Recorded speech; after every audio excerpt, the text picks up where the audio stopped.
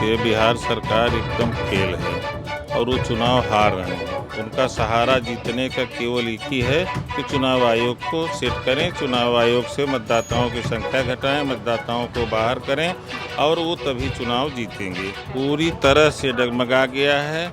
वहाँ स्मगलरिंग और लूट, डकैती, छिनैती, फिरौती बहुत बड़े पैमाने पर जारी है। क्या फेल कर देगा। यहाँ दो लोगों का वोट काटा जा रहा है, खास तौर पर यादव और मुस्लिम का। विपक्ष चाह रहा है कि जहाँ यादवों का जो वोट है वो काट दिया जाए, मुसलमानों का वोट काट दिया जाए। नमस्कार, मैं हयात अब्बास और आप देख रहे हैं 4 PM न्यूज़ नेटवर्क। कहीं भी किसी भी राज्य में चुनाव होता है तो चुनाव आयोग सबसे पहले एक्टिव हो जाता है। ऐसा मैं नहीं कह रही हूँ, ऐसा विपक्षी दलों का कहना है कि जब चुनाव करीब होते हैं तो मोदी सरकार या बीजेपी गवर्नमेंट चुनाव आयोग को एक्टिव कर देती है कि आगे का काम वो करें, यानी कि चुनाव जिताने का काम, बीजेपी के पाले में खेल लाने का काम चुनाव आयोग करे, जिसको लेकर चुनाव आयोग एक्टिव भी हुआ। बिहार चुनाव है, नज़दीक है और ऐसे में चुनाव आयोग ने एक विज्ञापन जारी करते हुए 11 दस्तावेज़ मांगे, जिससे कि आप सब जानते हैं कि बिहार में जो आबादी है वो आधी से ज़्यादा शिक्षित लोग नहीं हैं वहाँ पर। तो ऐसे में उनके पास बर्थ सर्टिफिकेट कैसे आएगा, आधार को कहीं पर अमान्य कर दिया गया है, बहुत सी ऐसी चीज़ें हैं। लेकिन बड़ा सवाल ये है कि क्या एक बार फिर से चुनाव आयोग खेला करने के पूरे मूड में है, लेकिन इधर विपक्षी दलों को अगर सुनते हैं तो वो भी पूरी तरह से तैयार है, जिसको लेके बिहार में भारत बंद करेंगे 9 जुलाई को और एक बड़ा आंदोलन करने की तैयारी में है। चुनाव आयोग के खिलाफ सुप्रीम कोर्ट में भी याचिका दायर की है और उसका जवाब भी देना पड़ेगा चुनाव आयोग को। और चुनाव आयोग ने जो इस तरह का स्पेशल रिवीजन जिसमें काफ़ी समय लग जाता है, वो इस टाइम पर लाकर, जबकि चुनाव बहुत करीब है, ये कहीं ना कहीं एक बार फिर से जो अल्पसंख्यक हैं या जो पिछड़े हुए हैं उनका वोट काटने की तैयारी की जा रही है, ऐसा विपक्ष दलों का कहना है।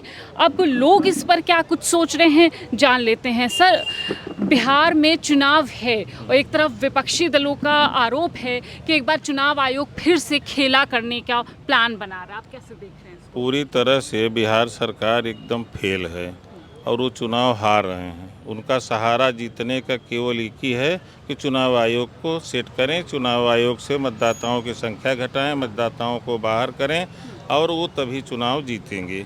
इसलिए वो बेईमानी पर उतारू हैं, लेकिन ऐसा होने नहीं पाएगा। बिहार में सब अलर्ट हैं।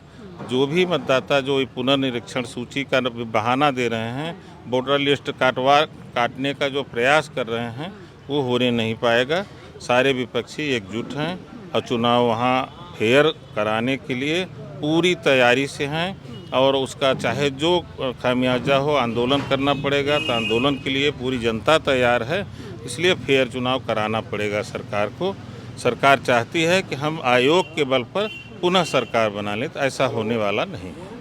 मतलब आपको लगता है कि ये चुनाव से पहले चुनाव आयोग को एक्टिव कर दिया है कि चुनाव इनके पाले में आए, लेकिन एक तरफ विपक्षी दलों पर भी आरोप लगा रहे हैं कि हारने वाले हैं इसलिए पहले से ऐसे बोल रहे हैं? नहीं, ऐसा नहीं है। जब पहले से जिस मतदाता सूची पर वोटिंग हुई है उस मतदाता सूची पर क्यों नहीं वोटिंग कराना चाहते हैं? कैसे उसका सर्वे करा रहे हैं? दोबारा कैसे उसको नई सूची का क्यों डेवलप कर रहे हैं? नया परिवर्धन सूची लाएं, स्वागत है कि नए वोटर जुड़ रहे हैं। आप तो पुरानी सूची को रिजेक्ट करके नई सूची बनाना चाहते थे, इसलिए आपकी मंशा खराब है ना। केंद्र सरकार, राज्य सरकार की मंशा खराब है। वो चाहते हैं कि मतदाताओं को घटाकर और हम अपना चुनाव करा लेंगे और जीत लेंगे, तो ऐसा नहीं है। बिहार पूरी तरह से अलर्ट है, बिहार के लोग अलर्ट हैं, वो ऐसा होने नहीं देंगे। बहुत बड़ी क्रांति हो जाएगी। देखिए, एनडीए सरकार एक तरफ जो है अपराध मुक्त की बात करती है, बिहार में भी एनडीए गवर्नमेंट है, लेकिन जिस तरह से अपराध की घटनाएं सामने आ रही हैं, क्या लगता है कहीं ना कहीं डगमगा गया है जो उनका ये अपराध का ये जो नारा है कि अपराध मुक्त है? पूरी तरह से डगमगा गया है। वहाँ स्मगलरिंग और लूट, डकैती, छिनैती, फिरौती वो बड़े पैमाने पर जारी है। शराब बंदी का एक नारा देते हैं, लेकिन शराब उससे भी बड़े पैमाने पर आयातित की जा रही है। कहीं से बड़े उद्योगपति उसमें इन्वॉल्व हैं, शराब धड़ल्ले से बेची जा रही है। तो इससे बढ़िया है कि वो सीधे सरकार की तरफ से बेचें, क्यों बंदी का नाम लेते हैं। तो ये सब मैडम उनका प्लान है, लेकिन इस प्लान में वो फेल हैं। अब बहुत हो गया, अब लोग जनता बर्दाश्त करने वाली नहीं है। महंगाई, बेरोजगारी चरम सीमा पर है। सबसे बड़ा मुद्दा बेरोजगारी का है। देखिए, विपक्ष पूरी तरह से वहाँ पर एकजुट है। आपको क्या लगता है कि ये जो चुनाव आयोग जो कहा जा रहा है विपक्ष की तरफ से एक षड्यंत्र रच रहा है, तो क्या इस षड्यंत्र को फेल कर पाएगा? और क्या फेल कर देगा। यहाँ दो लोगों का वोट काटा जा रहा है, खास तौर पर यादव और मुस्लिम का। विपक्ष चाह रहा है कि जहाँ यादवों का जो वोट है वो काट दिया जाए, मुसलमानों का वोट काट दिया जाए। लेकिन ये वोट मुसलमानों का और यादवों का, ये दो जातियाँ या धर्म की मैं बात कर लूँ, इस तरह के वोट काटने का सबब क्या है? सबब इसलिए सारे लोग आरजेडी के साथ हैं। सब विपक्ष चाह रहा है कि ये सब आरजेडी के साथ जाएंगे, तो इनका वोट जब कटेगा तो ऑलरेडी विपक्ष कमजोर होगा। सारे सीन से नीतीश कुमार गायब हैं, कहाँ हैं, क्यों नहीं आ रहे? नीतीश कुमार तो इसमें गायब हैं और गायब हो जाएंगे इस बार चुनाव में। नीतीश कुमार इस बार नहीं आएंगे, बहुत पीछे हो गए हैं नीतीश कुमार।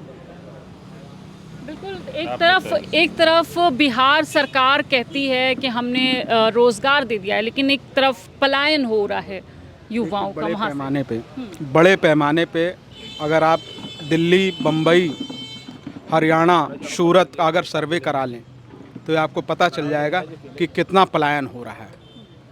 तो इस बात का जाहिर है कि वहाँ पे जो है, जो भारतीय जनता पार्टी के जो मतलब गठबंधन है वहाँ नीतीश जी के साथ, तो ये साफ तौर पे दिखाई देता है कि वाकई में बिहार के लोग और उत्तर प्रदेश के लोग ज़्यादातर जा रहे हैं। देखिए, आपने जिन राज्यों का नाम लिया वो बीजेपी शासित राज्य है, और एक तरफ बीजेपी कहती है कि हमने 2 करोड़ रोजगार दिए हर साल। देखिए, वो सिर्फ उनका जो है पेपर पे है, पेपर पे ही रोज़गार है। और जिस प्रकार से आप देख रहे हैं, अगर रोज़गार होता तो आज युवा जो है सड़कों पे ना घूम रहा होता। तमाम आपने देखे होंगे BA पास टी स्टॉल, MA पास टी स्टॉल।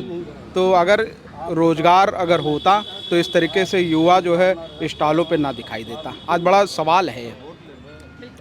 देखिए, चुनाव आयोग पर सवाल उठ रहे हैं, और सवाल उठना भी लाजमी है, क्योंकि जिस स्पेशल रिवीजन में काफ़ी टाइम लग जाता है, सालों का वक्त लगता है, वो स्पेशल रिवीजन चुनाव से ठीक पहले क्यों करवा रही हैं, क्या वजह रही है? देखिए, अब ये तो जो है चुनाव आयोग का जो आपने बताया, ये सत्य है कि बड़े पैमाने पर वोटर लिस्ट में घपलेबाजी होने जा रही है, और वो बाहरी लोगों का नाम जुड़वाना चाहते हैं और मूल वोटरों का नाम कटवाना चाहते हैं। अब इतने स्तर तक ये राजनीति गिर गई है भारतीय जनता पार्टी की कि वो चुनाव आयोग को लगवा करके वोटरों में घालमेल कराना चाहते हैं। और निष्पक्ष चुनाव, मतलब जब तक कि वोट सही तरीके से नहीं पड़ेगा तब तक निष्पक्ष चुनाव बात नहीं हो पाएगी। आपको क्या लगता है, इंडिया गठबंधन काफ़ी एक्टिव मोड में नज़र आ रहा है बिहार चुनाव को लेकर, क्या लगता है किसकी तरफ जनता का? देखिए, जनता में आक्रोश है, जनता में बहुत ज़्यादा आक्रोश है, और जनता परिवर्तन चाहती है। और मुझे लगता है कि जो है क्या कहते हैं, बिहार चुनाव उसका एक आईना दिखाने का काम करेगी वहाँ की जनता। खासकर जिस प्रकार से मैं अभी कल वीडियो देख रहा था कि वहाँ पे तमाम हत्याएं और तमाम लूट तरीके की घटनाएं हो रही हैं, और ख़ासकर वहाँ पे निर्दलीय प्रत्याशी भाई पप्पू यादव जी भी वहाँ सड़कों पे उतर रहे हैं। तो इससे लगता है, साफ जाहिर होता है कि जनता में आक्रोश है।